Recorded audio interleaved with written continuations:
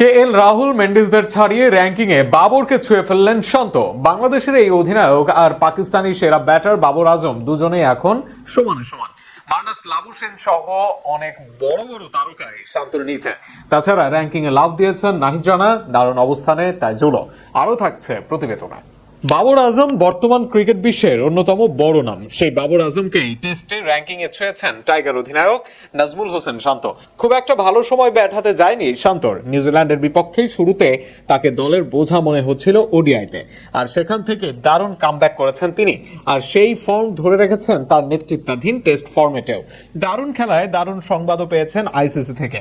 বুধবার আইসিসির সাপ্তাহিক হালনাগাদ অনুযায়ী টেস্ট ব্যাটসম্যানদের তালিকায় 16 ধাপ এগিয়ে ক্যারিয়ারের সেরা অবস্থান 23 নম্বরে উঠেছেন নাজমুল হোসেন শান্ত। মিরপুর টেস্টে বাবর খেলতে না পারায় তার অবস্থানের কোনো উন্নতি হয়নি। অন্যদিকে 2 ইনিংসে 101 ও 87 রানের অনবদ্য ইনিংস খেলে তাকে ধরে ফেলেছেন শান্ত।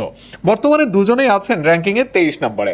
ব্যক্তিগত র্যাঙ্কিং এর উন্নতির পাশাপাশি শান্তর সামনে সুযোগ ছিল তৃতীয়বার একই ম্যাচে জোড়া সেঞ্চুরি করে বিশ্ব রেকর্ডে নাম লেখানোর, কিন্তু অল্পের জন্য সেটা পারেননি তিনি। তবে একটি কীর্তি করেছেন মিডল অর্ডার ব্যাটসম্যান মুশফিকুর রহিমকে পেছনে ফেলে বাংলাদেশের টেস্ট অধিনায়ক হিসেবে সবচেয়ে বেশি শতকের রেকর্ডটি নিজের করে নিয়েছেন তিনি।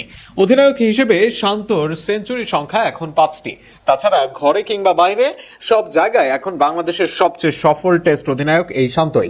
শান্ত ছাড়াও ব্যাটারদের র্যাঙ্কিং এ উন্নতি হয়েছে দলের অন্য অভিজ্ঞ ক্রিকেটারদের। বাংলাদেশের সাবেক অধিনায়ক মুশফিকুর রহিম 2 ইনিংসে 71 ও 22 রান করে 2 ধাপ এগিয়ে 26 নম্বরে উঠে এসেছেন।